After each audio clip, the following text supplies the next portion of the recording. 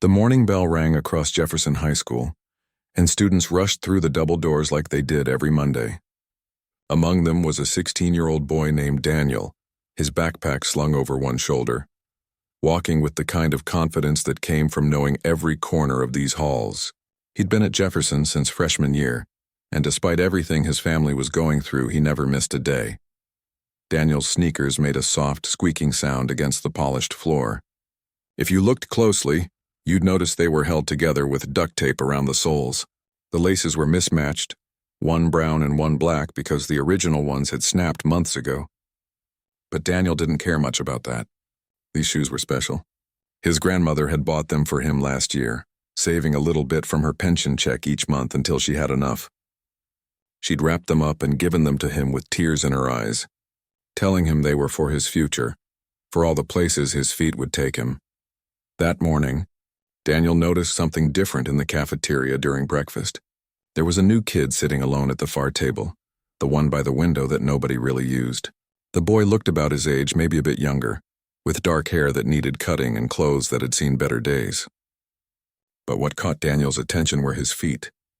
The new kid wasn't wearing any shoes at all, just socks, and those socks had holes in them, big enough that you could see his toes poking through. Most students walked right past without a second glance. Some whispered to their friends and pointed. A few girls giggled behind their hands, but Daniel felt something twist in his stomach. He knew what it was like to not have things. He knew the shame that came with it, the way it made you want to disappear into the walls. Without thinking too much about it, Daniel grabbed his breakfast tray and walked over to the empty table. The new kid looked up, surprise and suspicion mixed in his eyes like he was waiting for a joke or an insult. "Mind if I sit here?" Daniel asked. The boy shrugged, looking down at his food. "It's a free country." Daniel sat down and started eating his cereal. For a while, neither of them said anything. The cafeteria buzzed with conversation around them, but their table stayed quiet. Finally, Daniel spoke up. "I'm Daniel." "Kevin," the boy said quietly. "You new here?" Kevin nodded. "Started today. Where'd you transfer from?" Kevin hesitated. "Roosevelt Middle School." But that was a while ago. Daniel didn't push for more information. Something in Kevin's voice told him there was a story there, and it probably wasn't a happy one. Instead, they talked about simple things. What classes Kevin had. Whether the math teacher, Mr. Peterson, was as tough as everyone said. Which lunch ladies gave bigger portions. Over the next few weeks, something unexpected happened. Daniel and Kevin became friends. Real friends. They sat together at lunch every day.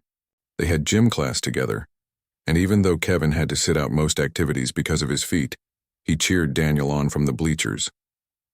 They discovered they both loved basketball, spending hours talking about games and players and impossible dream shots.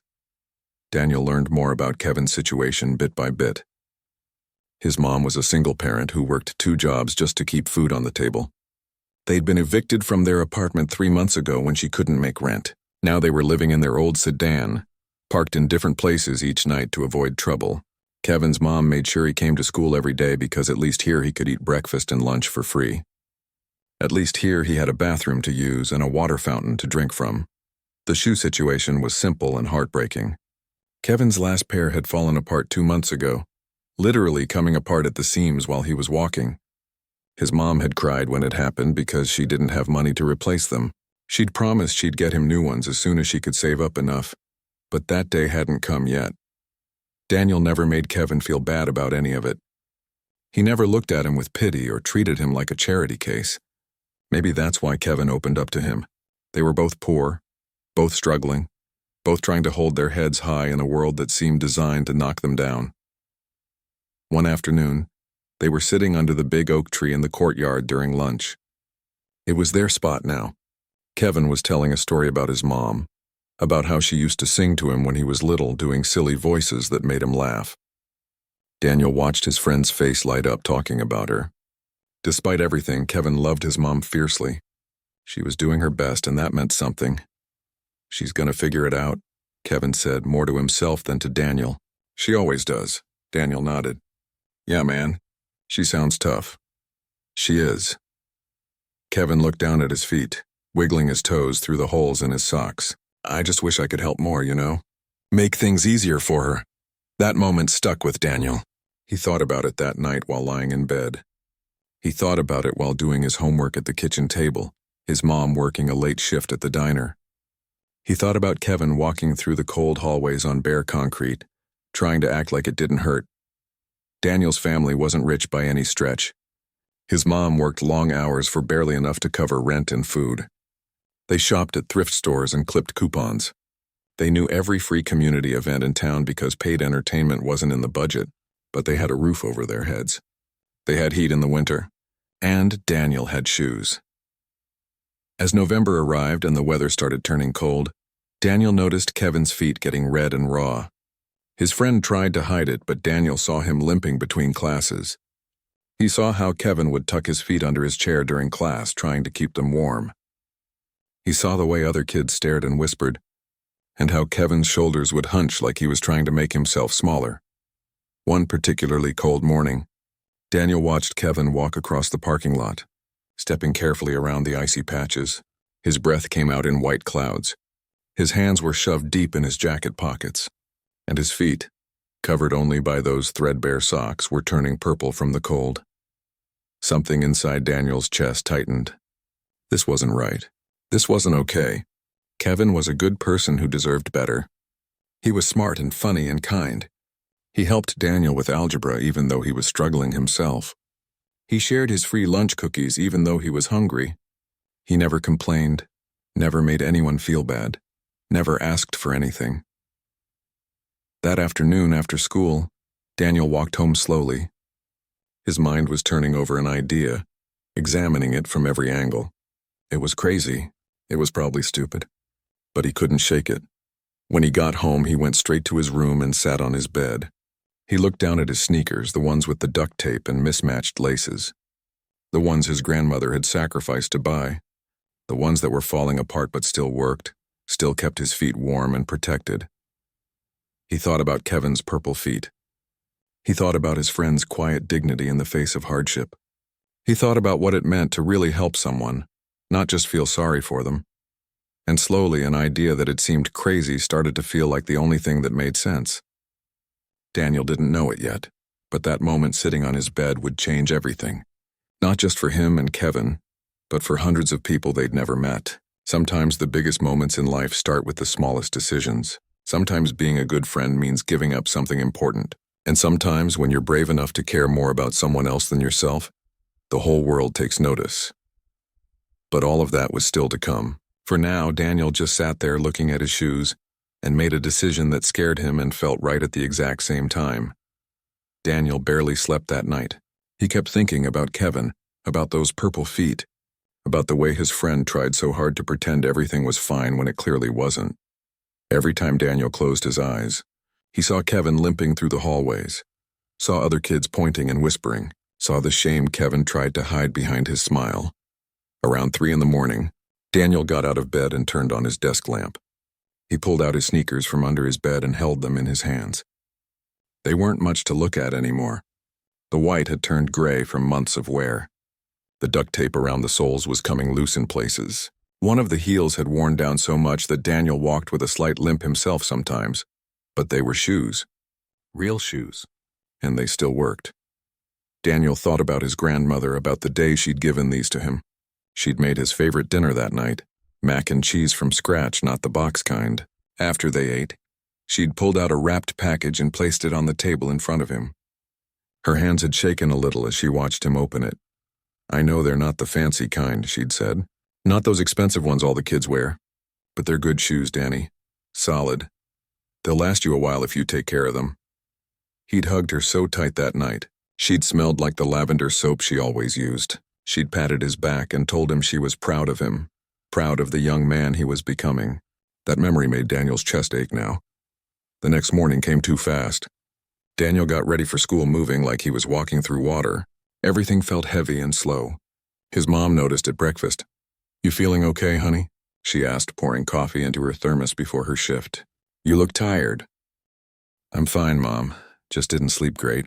She gave him that look mothers have, the one that sees right through you. But she was running late and didn't have time to push. She kissed the top of his head and rushed out the door, calling back that there were leftovers in the fridge for dinner. Daniel sat alone at the kitchen table, staring at his sneakers by the door. He could just wear them. He could go to school and pretend he'd never had this crazy idea. Kevin would never know. Nobody would blame him. These were his shoes. His grandmother's gift. He had every right to keep them, but then he thought about Kevin's mom working 2 jobs and still not able to afford basic things for her son. He thought about Kevin sleeping in a car every night, doing homework by streetlight, never complaining about any of it. He thought about what his grandmother had said about the kind of man he was becoming. What kind of man was he going to be? Daniel stood up. His hands were shaking, but his mind was made up. He grabbed his old soccer cleats from the back of his closet, the ones from middle school that he'd outgrown years ago. They were too small now, but they'd have to work. He shoved his feet into them, wincing as his toes pressed against the front. They were uncomfortable, pinching in all the wrong places, but they'd get him through the day. He picked up his sneakers and put them in his backpack. The walk to school felt longer than usual. Each step in those tight cleats reminded Daniel of what he was about to do. Part of him wanted to turn around, to go home and forget this whole thing, but a bigger part of him, the part that his grandmother would be proud of, kept pushing forward. Kevin was already at their usual spot in the cafeteria when Daniel arrived. He was eating breakfast slowly, trying to make it last. His feet were tucked under the table, hidden from view like always. "Hey," Daniel said, sliding into the seat across from him. "Hey." Kevin looked up and smiled. That smile killed Daniel because it was so genuine, so grateful just to have a friend. "You okay?" "You look weird. I'm good. Actually, I need to talk to you about something." "Sure, what's up?" Daniel's heart was pounding so hard he could hear it in his ears. This was it. No going back now. He took a breath and just said it. "I want you to have my shoes." Kevin's fork stopped halfway to his mouth. He stared at Daniel like he'd just spoken a foreign language. "What?" "My shoes." Daniel reached into his backpack and pulled out his sneakers, setting them on the table between them. "I want you to have them." Kevin put his fork down. He looked at the shoes, then at Daniel, then back at the shoes. "Are you crazy? Those are your only shoes. I've got my old cleats. They're fine." "Daniel, no. I can't take your shoes." "You can, and you will." Daniel pushed the sneakers across the table. "Look at your feet, man. It's getting colder every day. You can't keep walking around like this." Kevin's eyes were getting shiny, like he was fighting back tears. "But these are yours. Your grandma gave them to you." "I know. And she'd understand. She'd want me to do this." "No." Kevin pushed the shoes back. "I'm not taking them." "That's insane." They sat there in a standoff, both of them staring at the sneakers between them. Around them, the cafeteria noise continued like normal, but at their table, everything felt frozen. Finally, Daniel spoke quietly. "Kevin, you're my best friend. The only real friend I've got at this school. And I'm watching you hurt every single day. Your feet are getting worse. What happens when it snows? What happens when it's so cold that socks aren't enough anymore? You think I can just sit here and watch that happen?" A tear rolled down Kevin's cheek. He wiped it away quickly, looking around to make sure nobody saw. "But what about you?" "I'll be fine. The cleats work. They're tight, but I'll manage." "This is crazy," Kevin said again, but his voice had changed. The resistance was fading, replaced by something else. Disbelief, maybe, or hope. "People don't do things like this." "Some people do." Daniel stood up. "Come on, let's go to the bathroom. You can try them on, make sure they fit." Kevin hesitated for another moment, then slowly stood up. He grabbed the shoes and followed Daniel out of the cafeteria. They walked in silence to the nearest bathroom, the empty one by the gym that nobody used in the morning. Inside, Daniel gestured to the bench by the lockers. "Sit." Kevin sat down slowly, holding the sneakers in his lap like they were made of gold. His hands were trembling. Daniel knelt down in front of him. "Let me help." He carefully pulled off Kevin's torn socks. His friend's feet were in bad shape, covered in small cuts and scrapes from walking on rough surfaces. Some of the wounds looked infected. Daniel's jaw clenched seeing it up close, but he didn't say anything. He just took one of the sneakers and helped Kevin slide his foot in. The shoe fit. Not perfectly, but close enough. Daniel tied the laces carefully, then helped with the other foot. When he was done, he sat back on his heels. "Stand up. Walk around." Kevin stood slowly, like he couldn't believe what was happening. He took a few steps, testing the shoes. Then a few more. Then he just stood there looking down at his feet, tears streaming freely down his face now. "They're good," he whispered. "They're really good." Daniel stood up, feeling his own eyes getting wet. "Good, they're yours now." Kevin looked up at him. "How can I ever thank you for this?" "You don't need to thank me. Just wear them. Take care of them. And someday, when you're in a position to help someone else, you do it. That's all." Kevin suddenly pulled Daniel into a hug, holding on tight. They stood there for a minute. Two teenage boys crying in a school bathroom, neither one caring if anyone saw. Sometimes friendship looks like sitting together at lunch, and sometimes it looks like giving away the only pair of shoes you own. When they finally pulled apart, Kevin asked, "Can I see your cleats?" Daniel lifted his foot, showing the two small soccer cleats that were already making his feet ache. Kevin's face fell. "Daniel, those look terrible. Your toes are all squished. They're fine, seriously. This is wrong. You shouldn't have to wear those. Maybe not, but you shouldn't have to walk around with no shoes at all. One of us was going to be uncomfortable no matter what. At least this way, it's my choice." They walked back to the cafeteria together, and something between them had changed. The friendship was deeper now, built on something more than just shared lunches and basketball talk. Kevin walked differently too, with his head up, no longer trying to hide his feet. Throughout that day, Daniel felt his feet cramping in the two small cleats. By lunch, he was limping. By the end of the day, his toes were numb. But every time he saw Kevin walking confidently through the halls, every time he caught his friend looking down at those shoes with wonder in his eyes, the pain didn't matter so much. After school, Daniel waited at their usual meeting spot by the oak tree. Kevin came out of the building and walked over, and there was something different about him. He looked taller somehow, more present, like he'd been invisible before and now suddenly existed in the world again. "My mom's picking me up today," Kevin said. "She got off work early. I want her to see the shoes." "That's great, man. She's going to cry, you know, when I tell her what you did.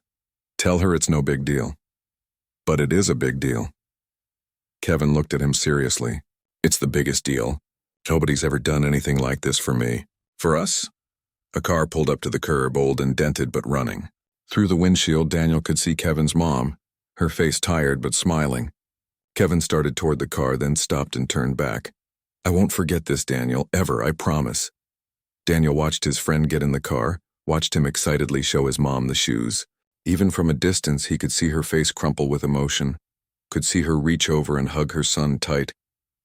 The car pulled away and Daniel started his own walk home, limping slightly in his two small cleats. His feet hurt. His toes were cramped, but his heart felt full in a way it never had before. He'd given away something precious, something he couldn't replace, and somehow, impossibly, he felt richer for it. He didn't know it yet, but his sacrifice wouldn't go unnoticed for long.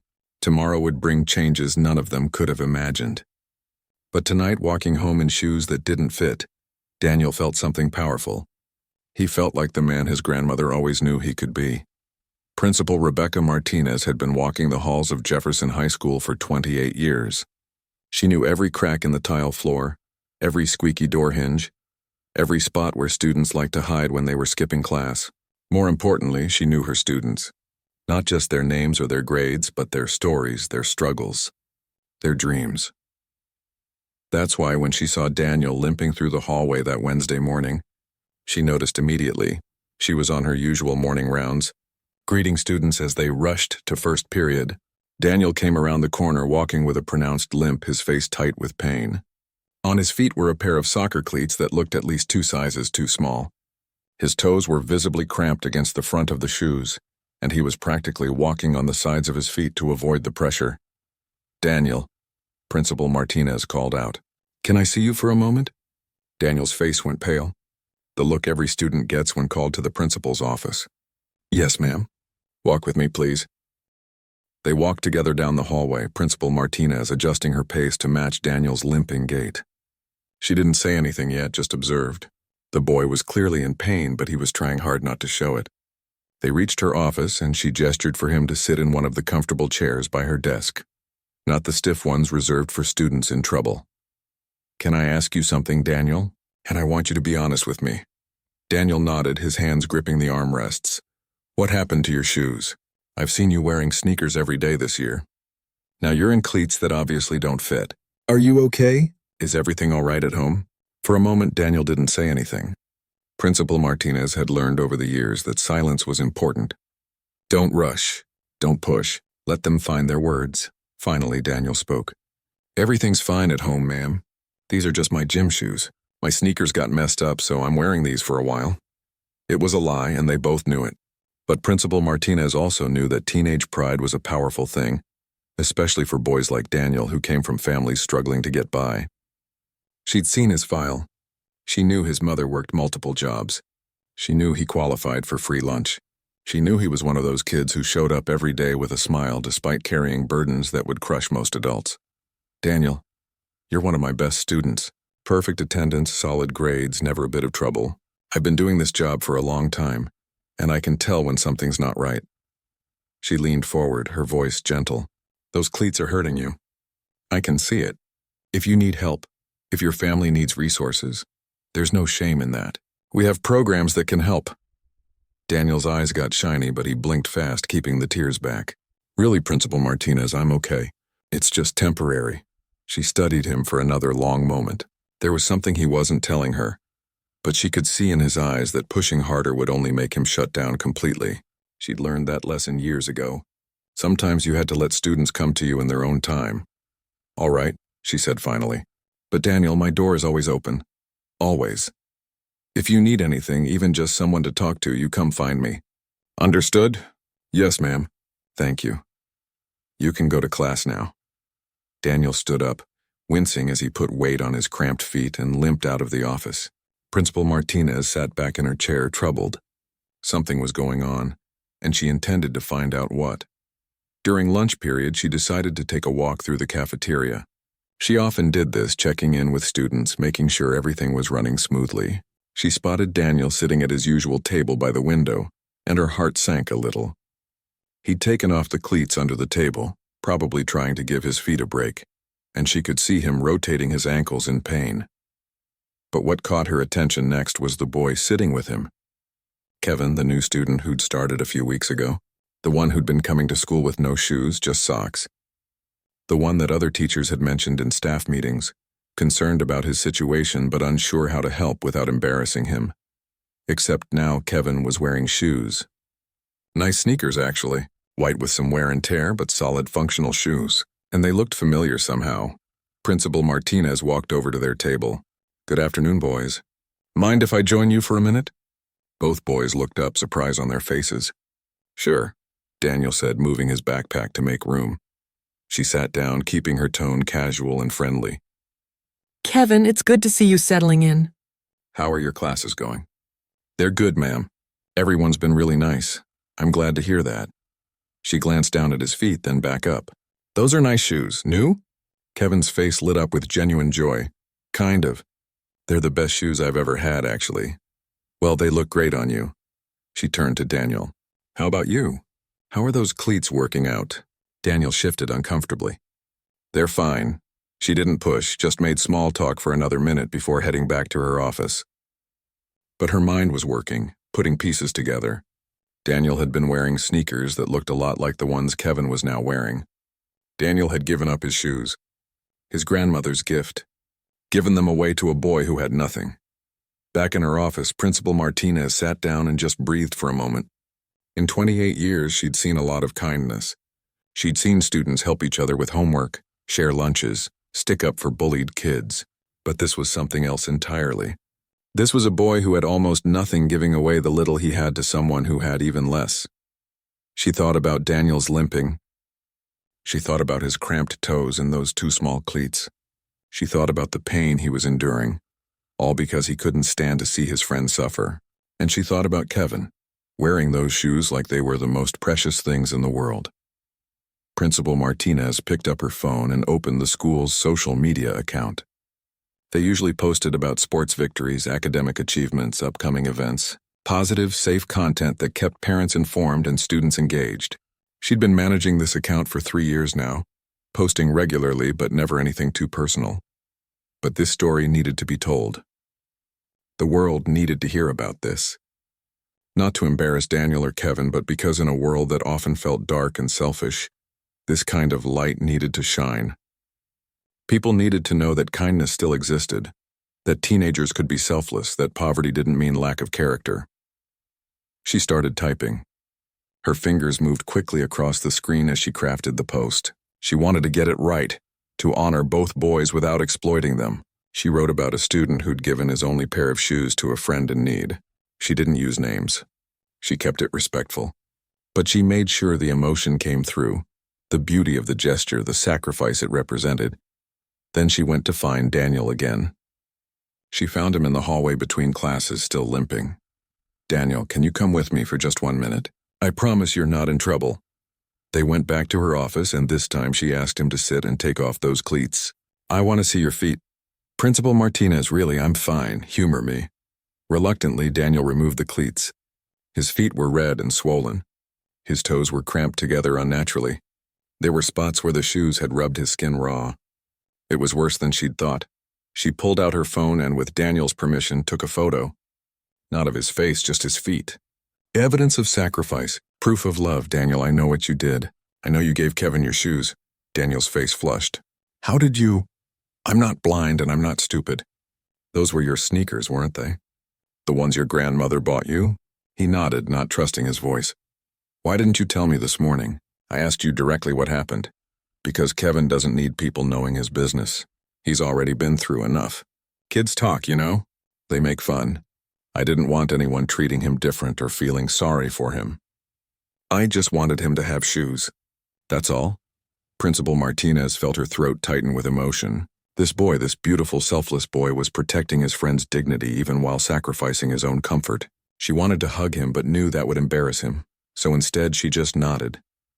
"You're a remarkable young man, Daniel. Your grandmother would be incredibly proud of you. Please don't make a big deal out of this," he said quietly. "I don't want Kevin to feel bad. He already tried to give the shoes back. I had to practically force him to keep them. I understand. But Daniel, sometimes good deeds need to be recognized. Not to embarrass anyone, but to inspire others. Do you understand what I'm saying?" Daniel looked uncertain. "I guess. I want to share your story. Not with names, not in a way that will make Kevin uncomfortable. But people need to know that kids like you exist. That kindness like this still happens. Will you trust me to do this right?" Daniel thought about it for a long moment, then slowly nodded. "Okay, but please make sure Kevin's okay with it first. Talk to him. Make sure he doesn't feel weird about it." "I will. I promise." That afternoon, Principal Martinez called Kevin to her office. She explained what she wanted to do, asked for his permission. Kevin was quiet at first, processing. "You want to tell people about the shoes?" he asked. "About the friendship. About the kindness.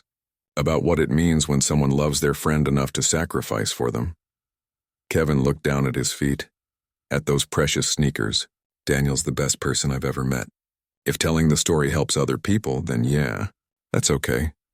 Thank you, Kevin." That evening, after school had ended and the building was quiet, Principal Martinez finalized her post. She included the photo of Daniel's cramped feet and the 2 small cleats. She told the story simply and honestly. She talked about sacrifice and friendship and the kind of wealth that had nothing to do with money. She read it over 3 times, making sure every word was right. Then, with a deep breath, she hit post. The response was immediate. Within an hour, the post had been shared 50 times. Within 2 hours, 200. By the time she went to bed that night, it had been shared over 1,000 times with hundreds of comments from people moved to tears by the story. Principal Martinez lay in bed, her phone buzzing with notifications. She didn't know it yet, but by morning everything would change. Local news stations would be calling. The story would go national. And 2 boys who just wanted to be good friends would become symbols of something bigger than themselves.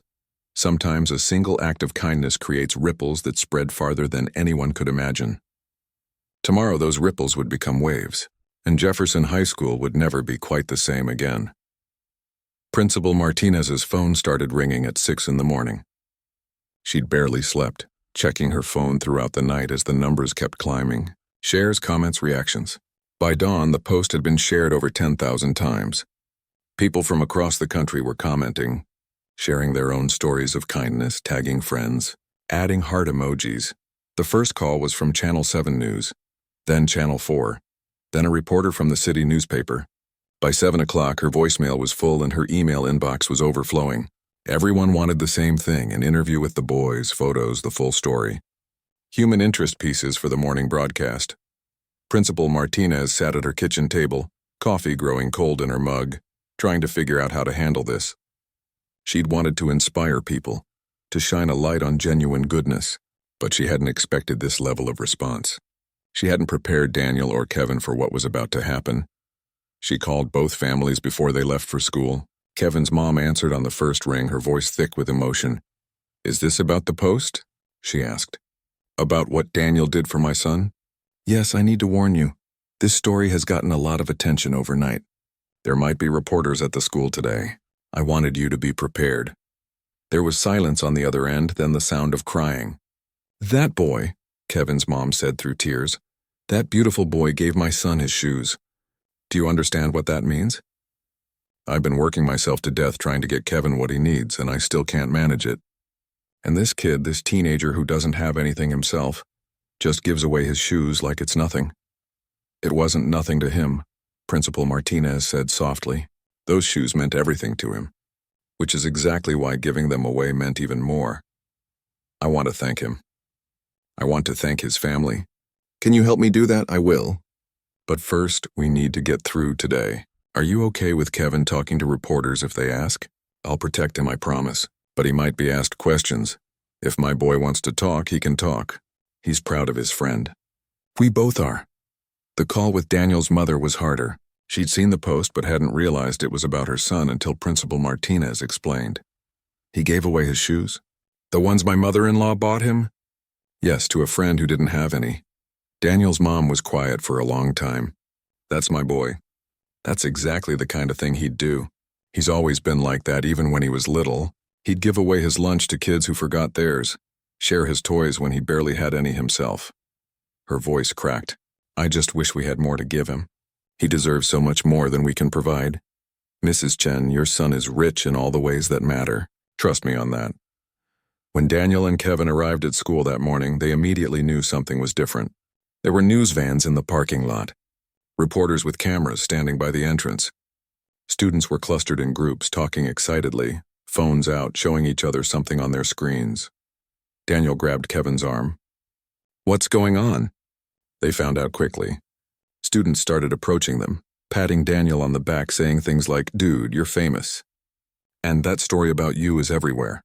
Some asked for selfies. Others just stared. Kevin looked confused. "What story?" Principal Martinez appeared, gently guiding both boys away from the crowd. "We need to talk. My office now." In her office, she showed them her phone. The post had been shared over 50,000 times now. It was trending on social media. News outlets were picking it up. The photo of Daniel's cramped feet had struck something deep in people's hearts. "I'm so sorry," she said. "I didn't think it would blow up like this. I should have been more careful." But Daniel wasn't upset. He was scrolling through the comments, reading message after message from people who were moved by the story. Teachers saying they wished they had students like him. Parents saying they'd shown the story to their kids as an example of real friendship. Teenagers saying the story made them want to be better people. "This is crazy," he whispered. Kevin was reading over his shoulder, his eyes wide. "People care this much?" "Apparently so," Principal Martinez said. "Which brings me to the reason I called you in here. There are reporters outside who want to interview you both. You don't have to talk to them if you don't want to. I can send them away. But if you're willing, I think sharing your story might do some good." Daniel and Kevin looked at each other. A whole conversation happened in that glance, the kind that only happens between real friends. "What do you think?" Daniel asked. "I don't know, man. This is weird. Super weird. But like, if it helps people, yeah, that's what I was thinking." They turned back to Principal Martinez. "Okay," Daniel said. "We'll do it." The press conference was set up in the library. Principal Martinez had chosen reporters from 3 outlets: the local news, the city paper, and one national morning show that had called begging for an interview. She made strict rules. No aggressive questioning, no making the boys uncomfortable, respect their privacy. Daniel and Kevin sat at a table, microphones in front of them, cameras pointed at their faces. Both boys looked terrified. Principal Martinez stood off to the side, ready to step in if needed. The first question came from the local news anchor, a kind-faced woman named Lisa Torres. "Daniel, Can you tell us why you decided to give your shoes to Kevin? Daniel shifted in his seat. I don't know. He's my friend. He needed them more than I did. It's not really complicated. But those shoes were special to you, weren't they? We understand your grandmother bought them for you. Daniel nodded, his throat tight. Yeah, my grandma saved up to get them for me. She's not doing so well health-wise, so money is tight. Those shoes meant a lot, he paused. But Kevin's friendship means more. Kevin's eyes welled up hearing that. He reached over and squeezed Daniel's shoulder. Lisa turned to Kevin. What was it like when Daniel gave you his shoes? Kevin took a breath. Honestly, I couldn't believe it. Nobody's ever done anything like that for me. I tried to say no, but Daniel wouldn't let me. He just kept saying I needed them more. He looked at his friend. I've never had a friend like him. Never had anyone care about me like that. Can you tell us about your situation? Another reporter asked. We understand you've been facing some hardships. Kevin glanced at Principal Martinez, who nodded encouragingly. My mom and me, we've been living in our car for a few months. Mom works really hard, 2 jobs, but it's not enough for rent and everything else. My last shoes fell apart a while back, and she couldn't afford new ones yet. She was trying, saving every extra dollar, but it's tough. And now? Now I have the best shoes ever, Kevin said, looking down at them. And the best friend ever. The questions continued. The reporters wanted to know about their friendship, about how they met, about what it was like being poor in a world that often ignored poverty. Both boys answered honestly, without self-pity, just sharing their truth. Then the reporter from the national morning show asked Daniel, Do you regret giving away your shoes? Your feet must hurt in those cleats. Daniel looked down at his cramped feet, then back up at the camera. No, I don't regret it at all. Yeah, my feet hurt. But seeing Kevin walk through school with his head up, not having to hide anymore, not being in pain, that's worth way more than comfortable feet. By the time the interviews ended, there wasn't a dry eye in the library. Even the cameramen were wiping their faces. Principal Martinez had to excuse herself to the bathroom to compose herself, but the day wasn't over. During lunch period, a man walked into the school office. He was wearing a suit and introduced himself as Tom Brennan, owner of Brennan's shoe store downtown. I saw the story, he told Principal Martinez. I want to help. 20 minutes later, Tom walked into the cafeteria carrying 2 large boxes. He found Daniel and Kevin at their usual table and set the boxes down. Boys, I'm Tom. I own a shoe store in town. I heard what you did for each other and it touched my heart. He opened the first box. Daniel, these are for you. Top-of-the-line running shoes, properly fitted. You shouldn't have to walk around in pain. Daniel stared at the shoes like they were alien artifacts. I can't accept these. They must cost a fortune. You can and you will. Kevin, these are for you. He opened the second box, revealing an identical pair. Now you both have good shoes. Plus, I'm setting up an account for both of your families at my store. Any shoes you need anytime, they're covered. Kevin's hand covered his mouth. Why would you do this? Because your story reminded me why I got into this business in the first place. Shoes aren't just shoes. They're dignity. They're mobility. They're freedom. Every kid deserves good shoes, and if I can help make that happen, then that's exactly what I'm going to do. But Tom wasn't the only one who showed up that day. A woman arrived with bags of winter coats. A local restaurant owner brought gift cards for groceries. Someone donated gas cards for Kevin's mom. By the end of the school day, the main office looked like a donation center, and then came the call that changed everything. A real estate agent named Patricia Lee had seen the story. She owned several rental properties in town and had a vacant apartment. She'd called Kevin's mom directly, offering her not just the apartment but also a job managing her other properties, steady work with benefits, a real place to live. When Kevin found out after school, he broke down completely. His mom had called Principal Martinez, crying so hard she could barely speak, asking her to tell Kevin the news. Daniel held his friend while he sobbed, both of them processing the magnitude of what was happening. We're going to have a home, Kevin kept saying, an actual home.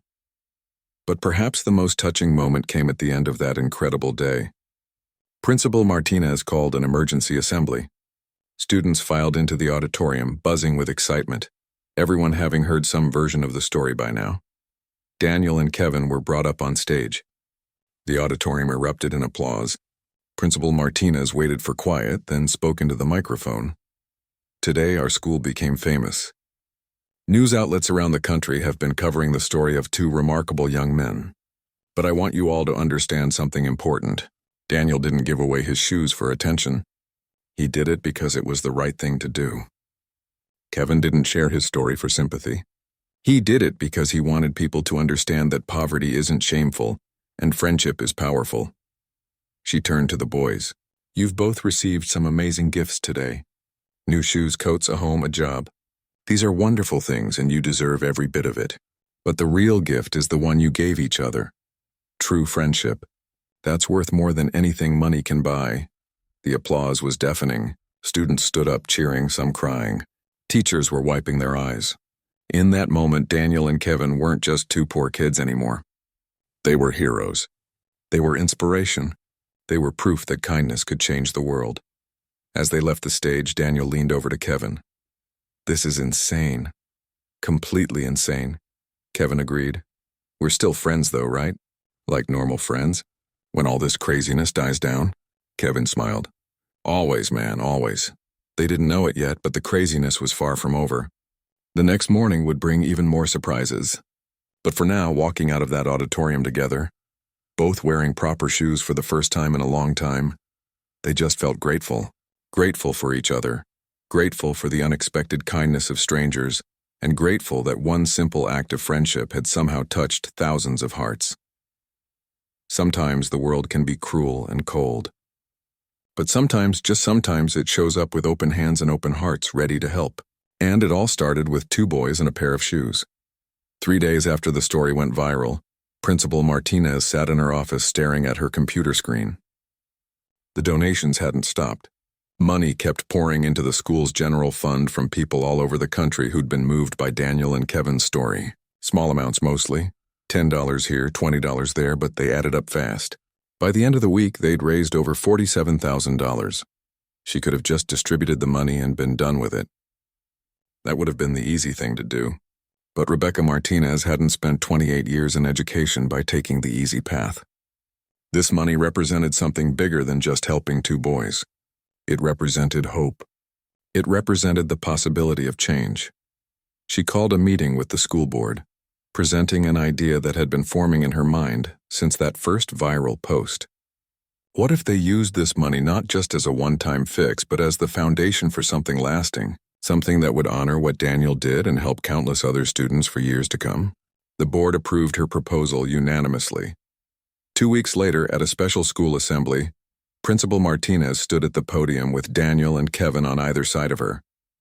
The auditorium was packed, not just with students, but with parents, teachers, local community leaders, and reporters who'd stuck around to see how the story continued. When I first shared Daniel's story, she began, I hoped it would inspire people. I had no idea it would touch so many hearts or generate such an incredible response. Thanks to the generosity of people across this nation, we've raised nearly $50,000. Today, I want to announce how we're going to use that money to create lasting change. She gestured to a banner behind her, which two teachers unveiled. It read, the Daniel Chen Compassion Fund. Daniel's face went white. He looked at Principal Martinez with panicked eyes, shaking his head slightly. She smiled at him reassuringly before continuing. The Daniel Chen Compassion Fund will provide shoes, clothes, school supplies, and emergency assistance to any student at Jefferson High who needs help. But more than that, we're establishing an annual award, the Compassion Award, which will recognize one student each year who demonstrates extraordinary kindness despite facing their own hardships. Kevin squeezed Daniel's shoulder as the auditorium erupted in applause. Daniel looked overwhelmed, like he might bolt from the stage at any moment. Daniel didn't want this, Principal Martinez said, raising her hand for quiet. When I told him about the fund, he actually asked me to name it after someone else. He said he didn't do anything special, that anyone would have done the same thing. She paused, letting that sink in. But that's exactly why his name belongs on this fund. Because to him, kindness isn't special. It's just what you do. That's the kind of person we should all aspire to be. Over the next few months, something remarkable happened at Jefferson High.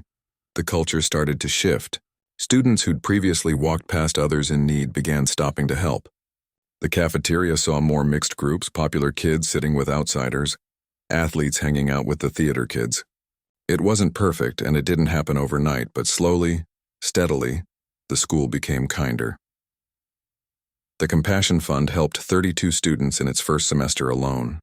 Shoes for a girl whose family had been hit by unexpected medical bills, a winter coat for a boy whose house had burned down, school supplies for siblings whose single dad had just lost his job. Each time the assistance was given quietly, with dignity, no public announcements or embarrassment. But the impact went beyond just Jefferson High. Other schools started reaching out, asking how to implement similar programs. The story had spread so far that educators from different states were calling Principal Martinez for advice. Within a year, 7 other schools had established their own compassion funds, each one inspired by a teenage boy who gave away his shoes. Daniel and Kevin's friendship remained strong through all of this.